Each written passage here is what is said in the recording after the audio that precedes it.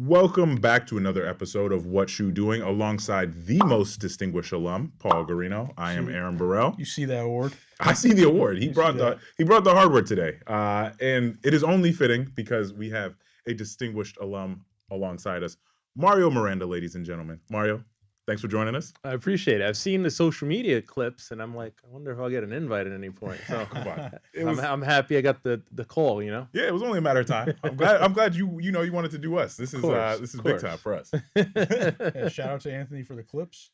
Let's just get right into it, Mario. So tell us when did you graduate Sacred Heart and what your degrees are in? So I graduated as an undergrad in 2015 with a communications degree, and then I graduated in 2017 from the master's program, SEM.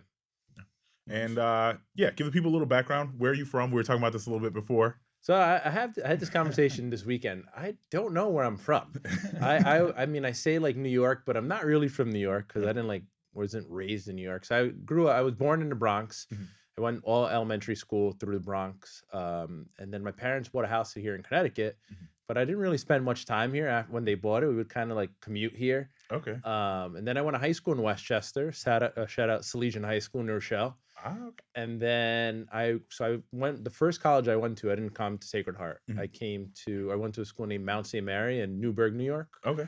So I went there for a year, didn't really like it. Mm-hmm. And then my parents were like, hey, we have the house in Connecticut. Sacred Heart's right around there, but that's something that can work out for you. And I said, all right, let's give it a shot. And I'm happy I made that decision. A lot of good things have come from that. The school is happy you made that decision as well. I'm sure they are. Yeah, for sure. What have you seen change? I know all these buildings weren't here when we first got here. So no, how has that been for you to just see all the change and the growth? Yeah, so we were talking about this right before we started, and I mean, I feel like the editing room was like a dungeon. Yes. We'd be in the editing room and we'd be doing a voiceover and be like, everybody shut up, I gotta record this voiceover. Now it's amazing to see what they have. Everybody has these editing bays where you can individually go in there and do your work. The facilities are what we use in the industry, like everything, the switcher, the audio board, all that stuff is stuff that I've seen, out on the field. So it's amazing how this place has developed. I'm proud to say I'm an alumni from here. I'm proud to, I worked through here and I learned a lot from here and ultimately gotten me to where I am now. Yeah, it's a good I always say it just makes our degrees look better and better every year. Yeah. 100%. Yeah, no, they're no longer in the dungeon saying, "Yo, shut up! I got to record this." I remember those days. Character building, though. Yeah, it was like 3 a.m. A lot of us would be in there like 3 a.m. Yep. And we'd be everybody doing a voiceover, and you'd kind of be hanging out. Right around 4 o'clock, you get a little bit testy. Like, all right, I got to record this. You keep talking in the background. Give me a chance here. Fun times though. We would set the camera kits around. I would set my camera kit around the mic to give myself a little sound booth. Yeah. Just to try and get better audio quality. The things we went through, but I didn't even take that step. That's big. I was like, I just want to get this done and sleep for like 2 hours before I have class at 8 a.m. Right. And I used to do that because Professor Thorne would always just, he was on me on those things. Yeah. But he was right, So shout out to him. Well, you had a good voice. You've always had a good voice. So it's like, you got to really capitalize on that. You don't want that. You don't want to make it, give it a disadvantage at any point. Yeah, so. Which is what, that's what he was looking out for me. Him and he was always on it. But yeah, great times in undergrad. But you said this prepared you for what you're doing now. Yes. So for those who may not know, what are you doing now? So currently I'm a producer on the Dan Patrick Show. We air on Peacock 9 to 12 every day, East Coast. We're also on about 400 different radio stations across the country, Fox Sports Radio. I'm also an adjunct professor here at Sacred Heart University. So busy. Yeah, it's fun. It's fun. I like to stay busy, and I like coming back here. I'm not here, obviously, as much as I used to be at one point, but just, having, being able to work with the students, and a couple of them have worked with me as interns, which is always cool. I had my professors, Paul Paps, shout out Paul Paps, and Brian Thorne, who always gave me, different opportunities. So I'm happy to pay that forward, and hopefully I'm that for somebody else here.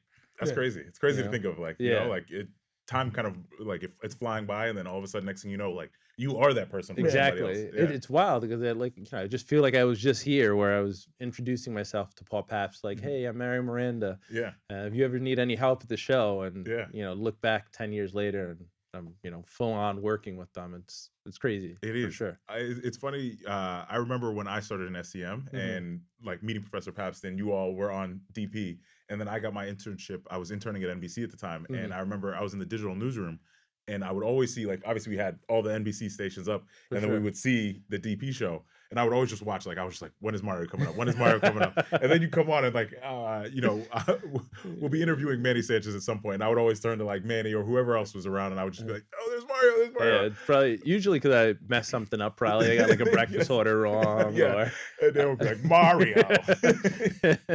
Those are fun times. Yeah, Yeah, that's crazy. Like, what is it like working for Dan Patrick? Because like, legend. the people that don't know, like, he was like the main guy on SportsCenter at one point. Oh, I mean, it's been great working for him. I really have no complaints. He's somebody that he's critical, like for sure, right out the gate. If you're doing something wrong, he's going to call you out on it. But he's going to call you out on it to try to make you better at whatever in your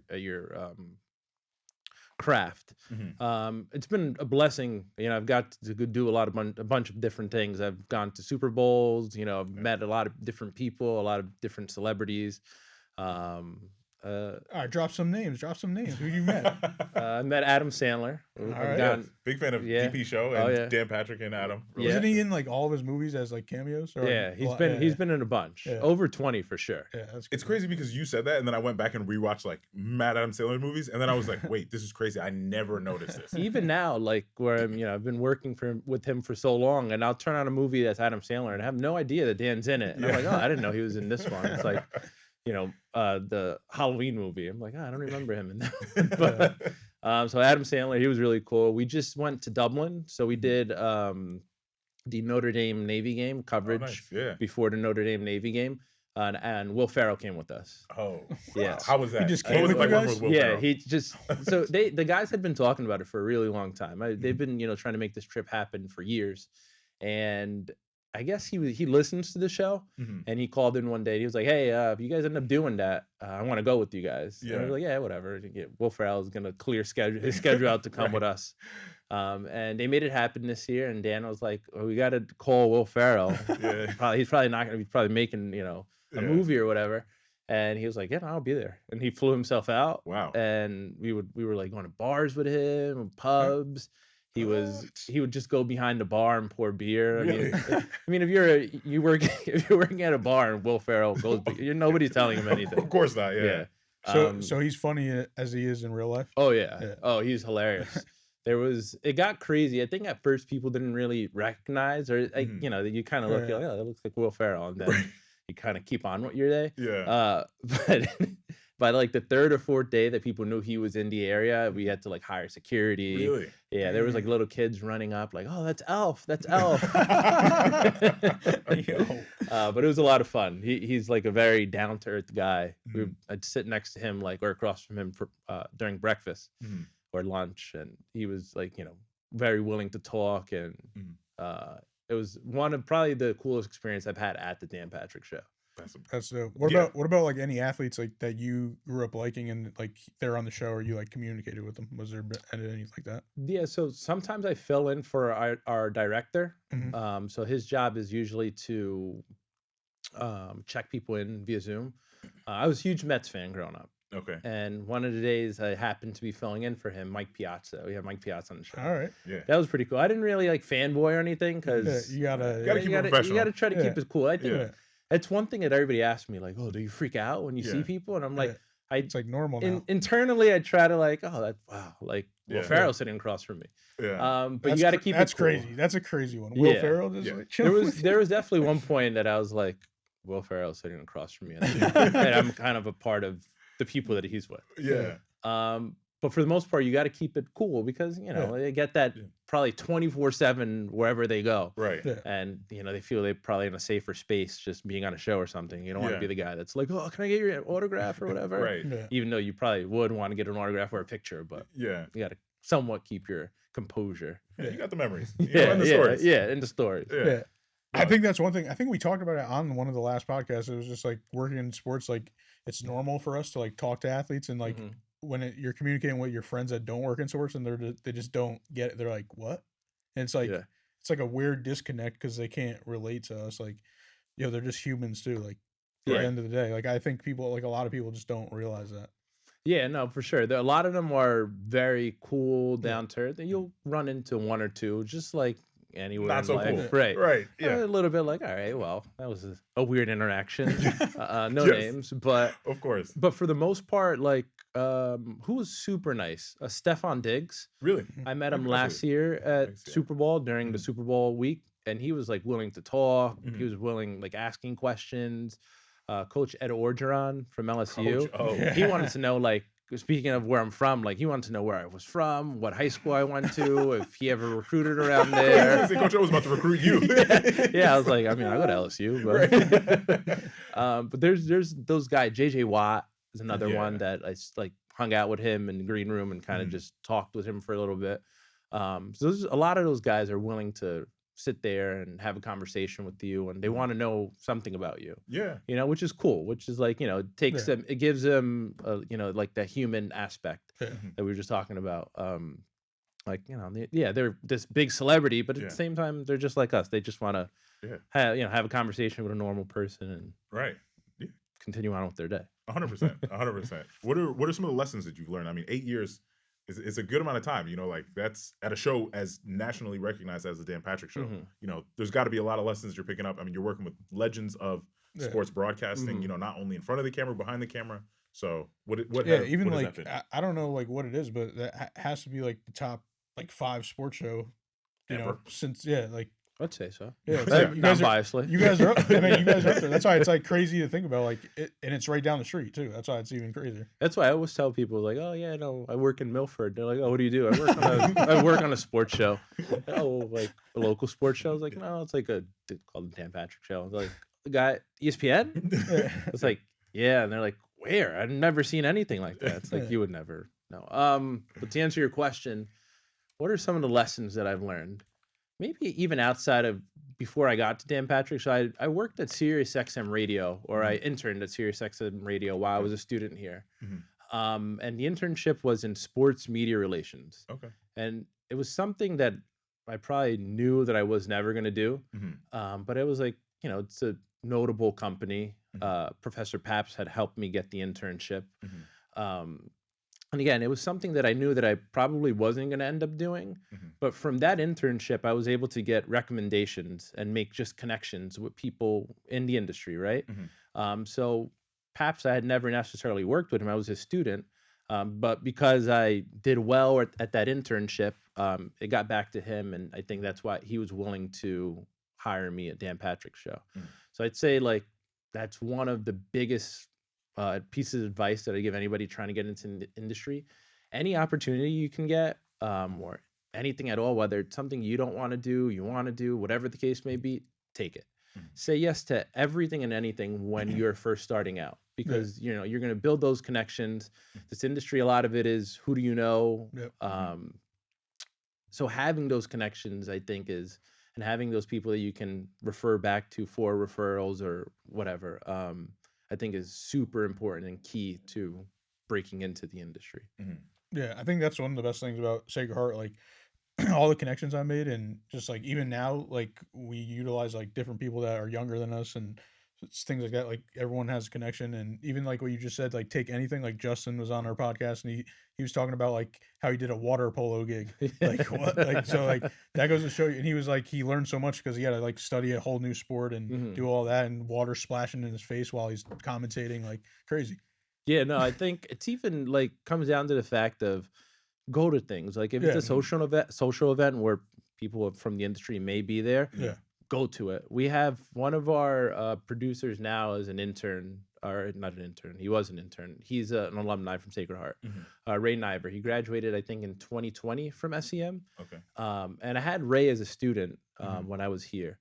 And Ray was always cool. We always, you know, before class, we talked sports and whatnot. And not that it necessarily kept in contact after.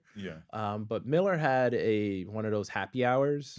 And Ray happened to be there. And it also happened to be the week that our intern was leaving the show. Okay. At Dan Patrick. Yeah. And I was just talking to Ray, and I was like, "Oh, what are you up to?" And he's like, "I don't know. I'm looking right now. I don't know what my next step." And I was like, "Any shot you want to intern with us and see what happens?" I just, you know, right now, whatever. So he was like, yeah, I'll take it. Mhm. And one of our main on-air guys left, and he ended up sliding in, not necessarily as an on-air guy, but as a producer. And it was really, I think, because he was here, because I would have never have thought I'm going to reach out to Ray Niver. Yeah. You know, he was kind of just in the right place at the right time. And I was like, hey, come work or come intern with us and we'll see what happens. And so I think just going to things, again, making those connections is super, super key, in my opinion. Yeah. Yeah, even like tonight there was that the hockey lecture and all that stuff. Like when I went to the award show last year and this year, but yeah, that's how I made new connections from alum and other people like I didn't even know, and it like then we had each other on LinkedIn, and then who knows what happens after that. Like there's a bunch of opportunities all the time, so that's how you just gotta always connect with people, like you said, and go to these events. You know, sometimes you're like, no, I don't want to go, but like sometimes like you said, like anything can happen. Yeah, it's a task. Trust me. You know, you get out of work and you're tired, or you had a long day, you had class or whatever. You just want to go hang out with your friends or whatever the case may be. But you know, you may shake hands with somebody that may be your doorway to the next opportunity you have. So I think always taking those opportunities and or at least trying to take advantage of them are critical to breaking in. It's huge. You never know who as well, like the person you're speaking to, they may not have an opportunity for you, but they may know somebody who will have an opportunity for you. I think of a similar moment where an athlete, somebody had approached me to interview an athlete, and the show I was working on at the time, it just didn't really work out. It didn't fit what we were doing. But I was like, you know what? Actually, I had a friend who was an alum of Sacred Heart, and I was like, I'll pass this person along. It might have been you, honestly. Maybe not. I don't know. What interview? What athlete? I can't remember. That's not the athlete. It doesn't matter. But the point was that I wasn't able to, but I was like, listen, there are other people who I know who are in my network who would benefit from getting an interview with an athlete of this stature or whatever it is, just the experience as we say. So I think the lesson of getting out there and putting yourself out there, it's uncomfortable at first, like 100%. It's very tough, especially if you don't know the people. Like you're kind of, as a young senior in college or a junior in college, it's extremely intimidating. But being a part of this industry, I think, is intimidating as well. So if you can kind of fine tune your skills here as far as making connections, I think it's definitely going to help you in the long run. 100%. And it's getting that reps of like feeling comfortable being uncomfortable. Exactly. Brian Fitzsimmons talked about this, and I think it's a huge lesson. Is like for example, like with one of my previous jobs, a lot of my job involved outreach to different people to get them to be a part of documentaries that we were doing, and these are just strangers. I'm like cold calling, I'm cold emailing, like all these different people, and it's like, it's a little intimidating. You're like, you're trying to convince somebody to get on this show. And, somebody who's never met you. Right. Like, and you got to build this rapport kind of quickly. But, I felt comfortable enough because it was like, I remember when I was here, Jamel Hill came. And like, that was a huge deal. Like at the time she was on SportsCenter. And I was just a huge fan. And I was like, Dr. Miller asked me like, can you interview her about, and I'm like, I remember just like walking up, like sweating. Like, I'm like, this is Jamel Hill. Like, oh my God, this is Jamel Hill. And then like, I went up, I said hello, and she was just really cool. And like, I could tell she definitely had that like personality to understand, like, this is a college student. They're a little nervous. Let me kind of like help them walk through. Yeah. You got that video? I have a photo of it actually. There should be video of that somewhere. Yeah, there's somewhere in the archives. Somewhere in the Dropbox. Yeah. SCM Dropbox. But like, but the lesson from it was just like, like it was nerve wracking, but it's just like, just honestly, at one point I was just standing there and I was like, just go, like, just take the first step to walk towards her. And then like, she's going to see you coming. Now you can't turn around. Right. So it's like, but like, I feel like that as a lesson for anybody is like, just take that first step. It's the hardest step to take, but just take it and keep going. You never know where it's going to lead you. And I think that's a great point you make. That's the hardest step you're going to take. Yeah. Right there. Just kind of introducing yourself cold. Yes. Once you kind of get there, you have a conversation, you find one or two things that you can find someone in common, and the conversation kind of flows from there. That's a great point. Yes. Find that little bit of commonality, let it take off from there. And you never know. Yeah. Even I like to your point that you made before, like kind of your network of Sacred Heart people. I think it's so important just to kind of grow this Sacred Heart network that we have. I know the School of Communications is relatively new in the scope of, compared to some other universities. But the fact that I, go to Super Bowl week and I see a bunch of alumni there, even us alone, crazy, we have 3 Sacred Heart alumni at Sacred Heart or at the Dan Patrick Show, and all 3 of us will be there. Yeah. Last year we were staying at a hotel. I came down and I saw one of my former students, Wow. which was pretty cool. Yeah. You know, so that continuing to build that Sacred Heart media network, I think, is always something that I always have in the back of my mind. Mhm. Like, I want to make sure if I have an opportunity, I want to try to give it to a Sacred Heart student, just because 100%. I know I think they do well here as far as preparing you for what that industry, what that world's going to be like. Definitely. So yeah, I just wanted, you had said it before. I wanted to hit it. That kind of like reminds me of a point. I think it was Professor Pass who had told me this when we were in school. I remember he said to our class, he was like, as important as it is to network up, make sure you network out, because one day you're going to look around and your peers are going to be all the people who are in positions to be hiring different people, and you all will be the industry leaders at one point. Yep. And it's crazy because now we're a little bit removed from school, and I'm seeing our classmates doing all these like really cool things, and I'm like, this is crazy to see. But I feel like I wouldn't be as in tune with it if I didn't actually take that advice of just stay in touch with each other, like cheer each other on, be each other's support system. Like you go through these hills and valleys, you know, like, and it's like sometimes you might get a random message off of a piece that you did, and you might think, like really took the wind out of, or took the life out of me, but somebody might be like, hey, like I really enjoyed this, or people are watching and paying attention when you don't think they are, and like people have come up to me. I know it's happened to you, and I'm sure it's happened to you, where it's like you may have worked on something and you thought like, okay, it was it's good, but it wasn't like the thing that if somebody asked you to talk about, but like somebody will be like, I thought this was so great. Yep. And it's like your work will go much further than you think it will. So you never know who's watching. So that's for sure. And always like like you said, you're always kind of rooting for your classmates, or even if they weren't necessarily directly in your class. Yeah, you still follow. I follow everything you do on Instagram. I know even Manny Sanchez, who's going to be a guest. I follow what he does. I'm always kind of keeping up. Paul, I follow a lot of what you do, boxing and all that. Yeah, appreciate that. It's cool just to see everybody, we were students here in the dungeon saying, yo, shut up, let me do my voiceover, to now everybody's doing their own things respectively.